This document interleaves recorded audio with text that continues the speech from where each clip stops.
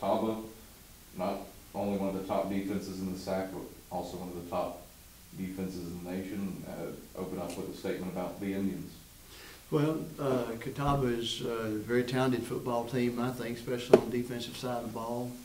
They're got some really good-looking athletes, and they're the kind of team that when they don't turn the ball over, they've been almost impossible to beat. The only time they've lost is when they do turn the ball over, and they've turned it over multiple times.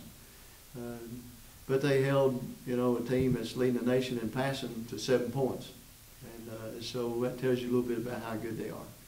And they're leading. I know they're leading the conference, and I don't know where they're ranked in the nation, but they're up pretty high, averaging 74 yards given up per game rushing.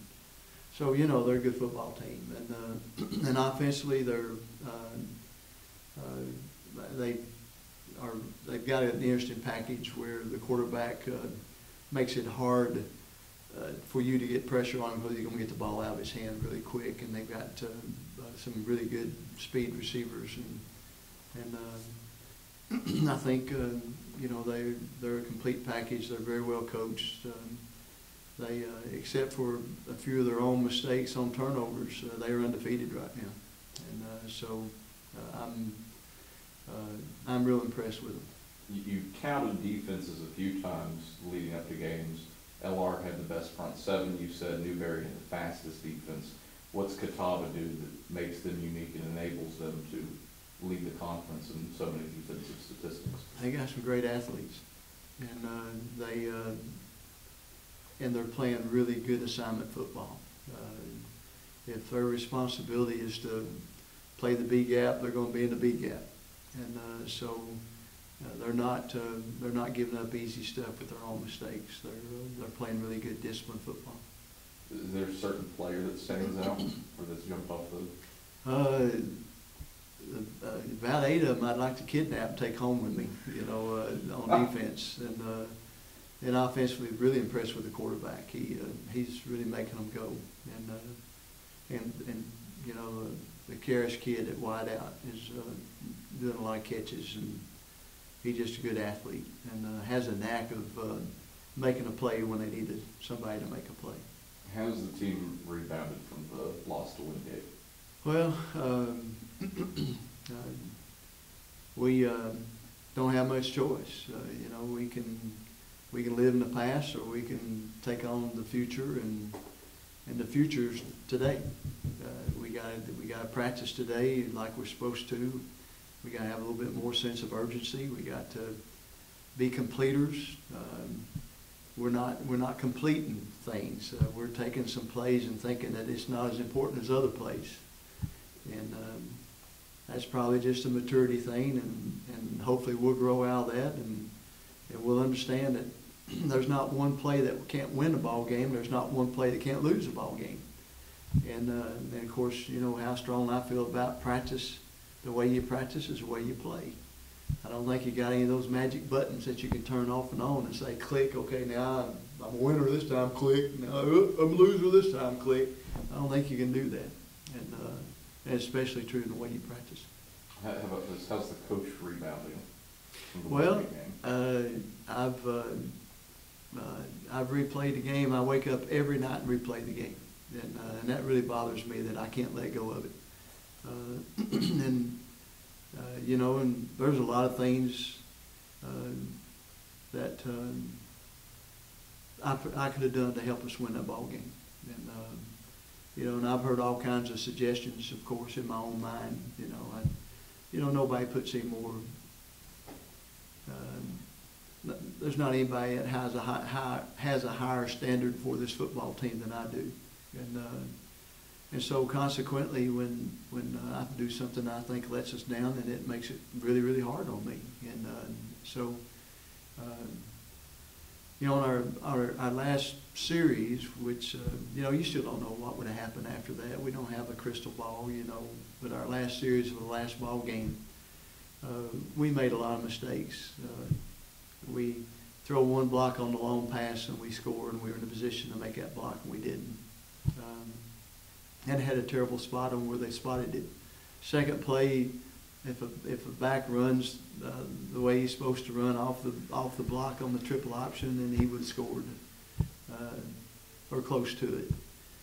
Third play, quarterback sneak. If we have one guy do what he's supposed to do, we probably score, but we don't.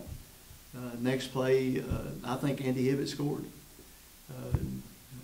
At least the video shows that half his body was in the end zone, and I think the ball was in the upper part of his body. But, you know, they placed it on the 3/4 yard line. Fourth play, we didn't make the call that we needed to make to get the blocks done that need to be done. They gambled and gambled right.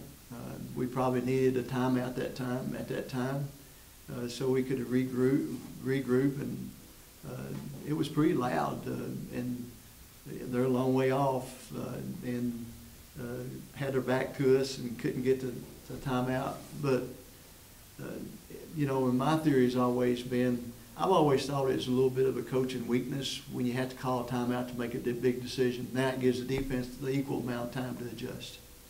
And so I never have been an advocate, because, you know, we already got in our mind what we want to do and how we want to do it. And if you call a timeout, then like I say, I think it's a sign of a little bit of a coaching indecisiveness. And we knew exactly what we wanted to do. We just didn't get it done. And hindsight's beautiful. With 5 minutes and 50 seconds left in the game, you kick a field goal to take a lead. I don't care if it is on a half-yard line or wherever it is. You kick the field goal to take a lead. You never, late in the game, pass up a lead. And that's an axiom that I believe in. I preached it for years, and then I broke my own axiom. And I think the reason somewhat that I did is because I felt like the previous 3 plays we should have scored. So I think I had an entitlement problem. I think I felt like I was entitled for us to score that touchdown. And so we just didn't get it done. Coach Sparks blew it, and I've asked for forgiveness and told those kids that they need to have my back. And this is what I mean when I say that, is you need to have my back by responding in a way that gives us a chance to recover from it. You know, if they don't, then I'm really going to feel really bad about it. And we were up against a super opponent, and we'll find out if we can recover or not. And we just not playing real consistently winning football. And we were back Saturday, first half. There were several plays where 11 people got the job done. The second half, there was very few plays where 11 people got the job done. And I don't understand that. I don't understand why we're struggling with that, but we are. The Catawba game last year was a bit of a breakout game. You'd lost 3 in a row, and then you came in against a Catawba defense that was tops in a ton of categories last season, and you hang 55 on them. Is there a certain mentality that comes with playing the Indians that can be beneficial? Well, I can tell you this, that Catawba remembers that too, and they certainly were bothered by that happening after the ball game, and I'm sure that it's going to make it it's going to make our job that much more daunting. This ball game, we're going to have to get the job done. Brandon Haywood has a 5 for 6, 125-yard passing game. He does 99 yards on the ground and scores 3 touchdowns. Is there vulnerability to their defense that the quarterback can attack? It was Brandon's first start last year, and after us going through 3 other quarterbacks and getting them all hurt, and Brandon came through and really played a good ball game. In fact, I can remember Coach Hester after the ball game said, "I believe you found your quarterback," and because he really did have an excellent ball game that game. But quarterback only has as good a game as those other 10 guys has, and but it was I watched the video again right after the last ball game, and we looked like a pretty good football team against Catawba last year. And it's probably our best game of the year last year. And we need to look the best we've looked all year this year if we're going to win this ball game. How pleased have you been with the linebacker play, especially in that Wingate game? It seemed like the most tackles once again were from Coleman, Seitz, some of those other guys. Well, I think they're trying hard. I think they're improving every game, which is great. Jacob Coleman's a good football player. The others are relatively young as far as like Greg Beauty. It's his first year he's played any. Jonathan Seitz is playing Mike, and he's never played Mike before. And so he's a 2-game veteran at Mike linebacker. And but they're improving and getting better and working at it. And that's exciting, and